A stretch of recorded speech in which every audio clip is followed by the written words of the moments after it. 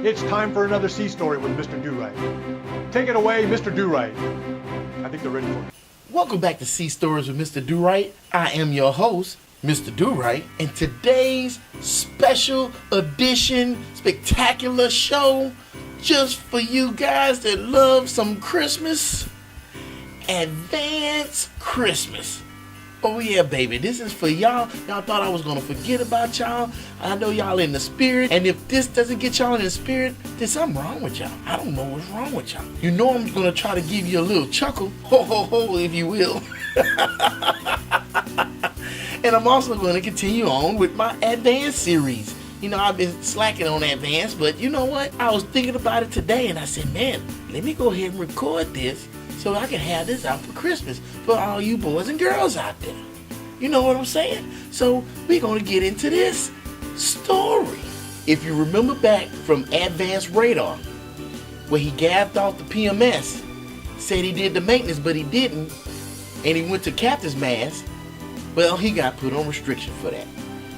2 months half pay and reduction in rate. So he was seaman Advance after that, right? So since he was on restriction, well, it didn't really make a difference because we was already out to sea, which he kind of cheated the system a little bit, but you know, he had extra duty. They was waking him up out of sleep to clean, and then he had to clean after watch. He was cleaning on watch. He was cleaning off watch.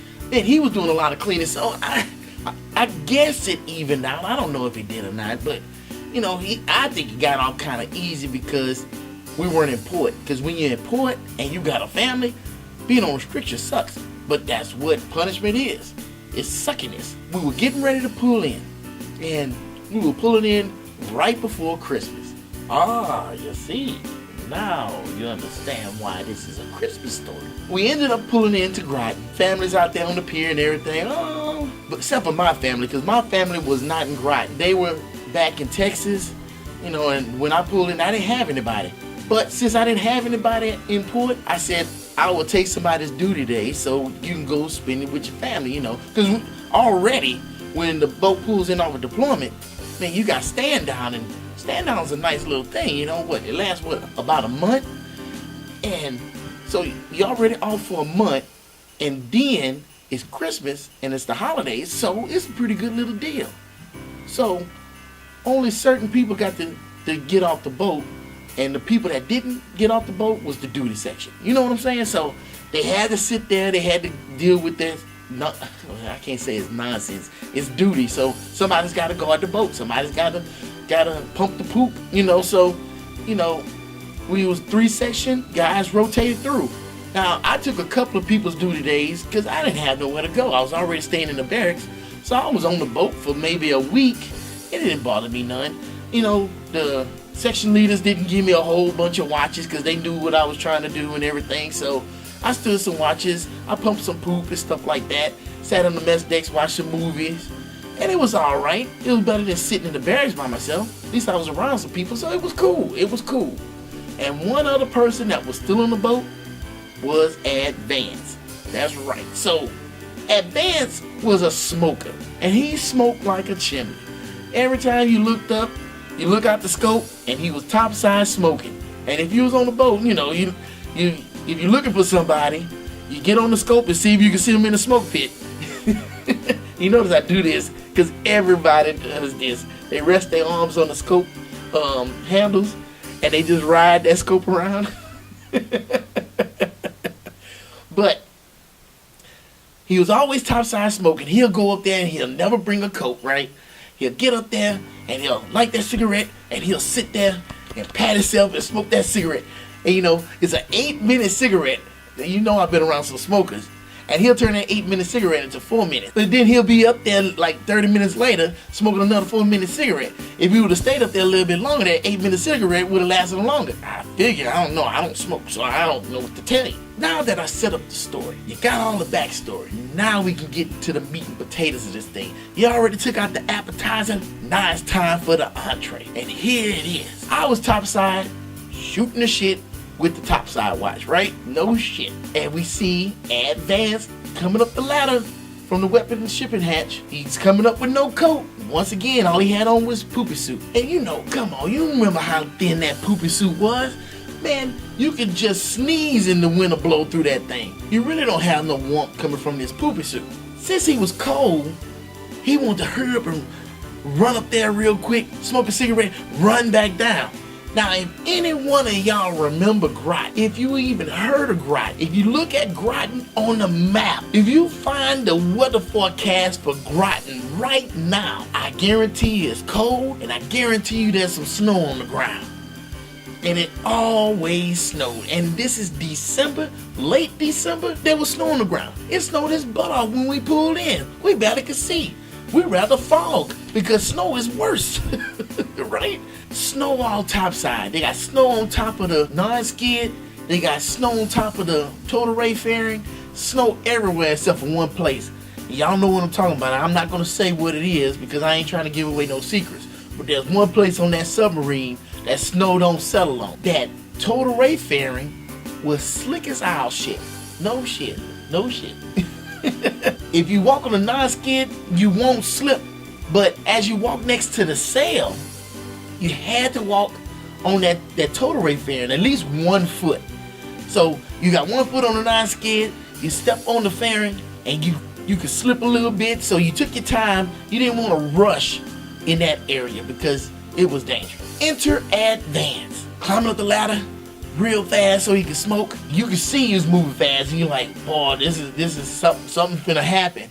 And the topside watch saw that. So he comes out of his guard shack, and he's getting ready to yell at Advance, and he couldn't even complete his sentence. Hey, Advance, slow your ass. And soon as he was about to say down, that's where he went. All you saw was ass over ankles. And the last thing you heard was the douche. Man overboard, starboard side. Did I mention it was December? Did I mention the snow? Did I mention that it was cold as hell? Next thing you know, we trying to run over there and grabbing the boat hook. By the time we got across the brow and got over to where he was, because we weren't going to run, because next thing you know, we're going to be cold as shit sitting in the water with him. We got over there. By that time, everybody on the boat is topside. People grabbing the Jacob's ladder. People, and the funny thing is, this is how notorious Advance was. Everybody came up the ladder and had to fuss at Advance while he was still in the water. God dang, Advance, what the hell's wrong with you? And then the next person come up the hatch. Advance, what the hell are you doing in the water? Then the next guy come up. Advance, are you an idiot or what? Everybody had to get their 2 cents in, man. It was funny and it was sad at the same time, right? Even the cop got up there, because the cop was the duty chief, and he gets up there and is like, God damn, Advance, I don't know what's wrong with you. So they get the Jacob's ladder to him. They got the boat hook. He's got a hand on the boat hook. He's climbing up the ladder. Got like 52,000 people trying to help him up. And what does he do? He takes off running to go down the hatch to get his clothes off because he's freezing cold. Everybody said in unison, Advance, slow your ass down before you fall again. Next thing you know, he was already down the hatch. So then they had to call medical, and they sent down the ambulance and everything. They came down, they started checking him out. He down there in the head. They got him in a chair, checking him out. This dude looked like a flounder. He was just flapping, just shaking and flapping. Teeth chattering.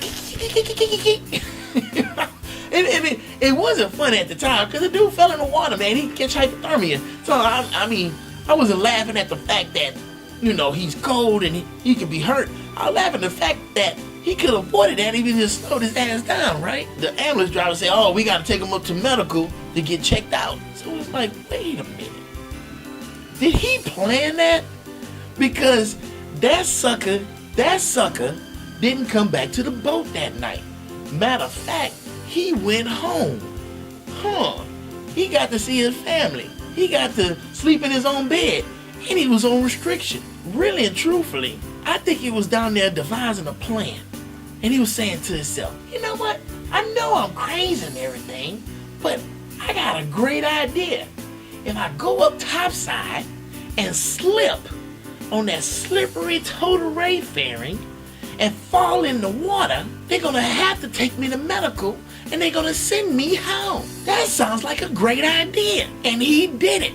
And he went home. And you know what? Thinking about it, it was a lot of times that joker got out a lot of work. I remember one time when we had to paint the cell. You know you gotta paint the cell with them high solids. And somehow, some way, he ended up being allergic to the high solids. And his throat swole up. But it was just the outside. You know, it wasn't his throat. It was just like he had a rash. And it's like, how the hell you got a rash around your throat, but you ain't got a rash nowhere else if you're allergic to this stuff? Now, I ain't no doctor. I'm not Dr. Durite. I'm Mr. Durite. I'm not going to sit up here and claim that I know some medical stuff, because I ain't no doctor. I'm no corpsman or any of that stuff. However, it was pretty convenient that it was on his duty day when that came down, and he didn't want to paint the cell in the first place.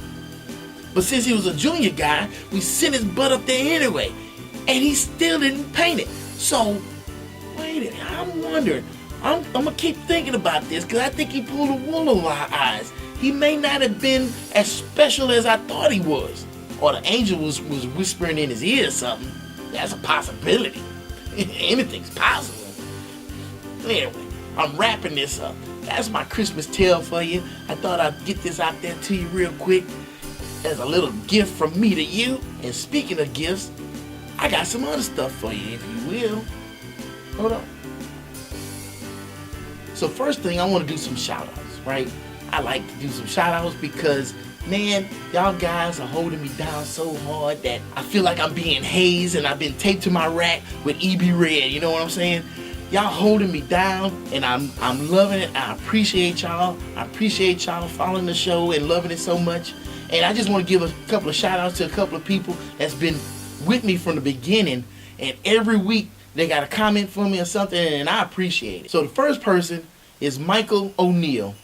Man, I don't know your shipmate, but you're always there. You always got a comment. You're always telling me how much you like the show, and I appreciate you, and I wanted to tell you that and let you be a part of this show. Also, Bill Smith, he's always leaving me comments on YouTube, which is great because nobody seems to leave me comments on YouTube.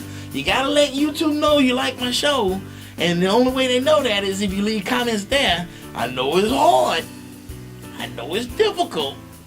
I mean, I love reading your comments on Facebook, but yo, say, what's up, Mr. Durite? Or, man, love the show on Facebook, not Facebook, on YouTube. That way they know I'm doing something. You know what I'm saying? Because if y'all don't let them know, then they just think I'm a regular buster.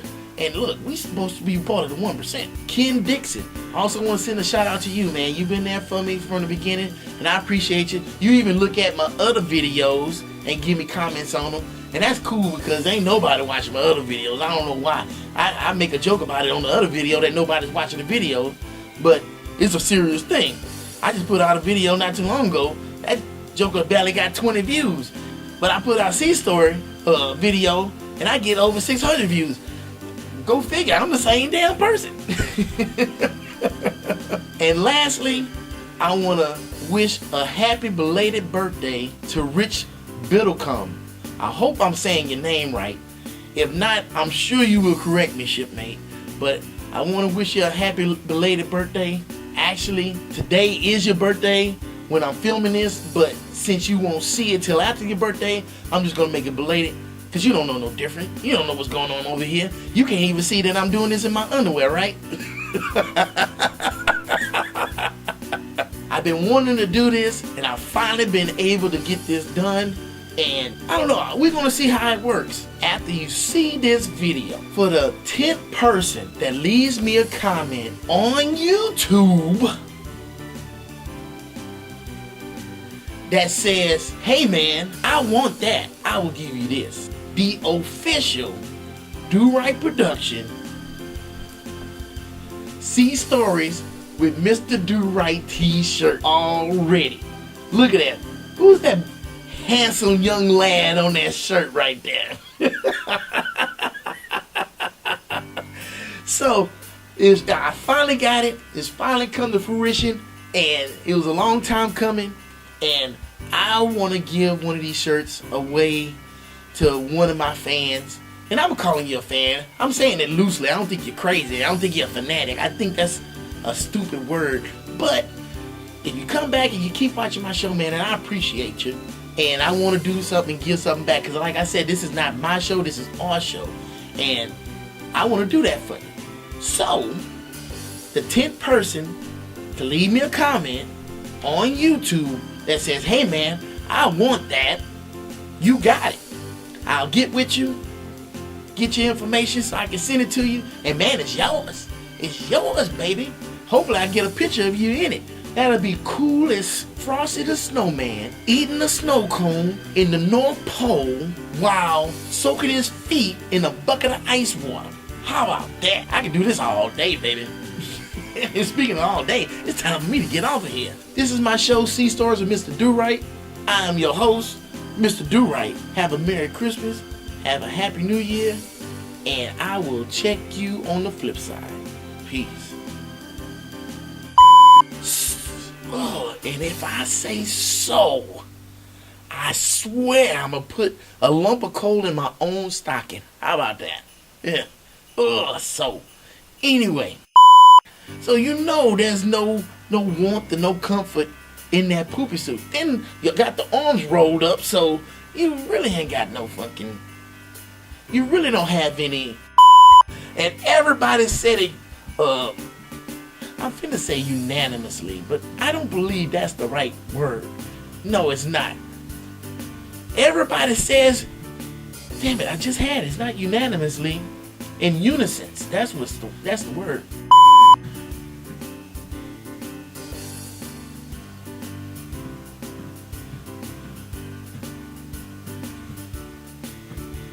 Really, they bouncing a basketball.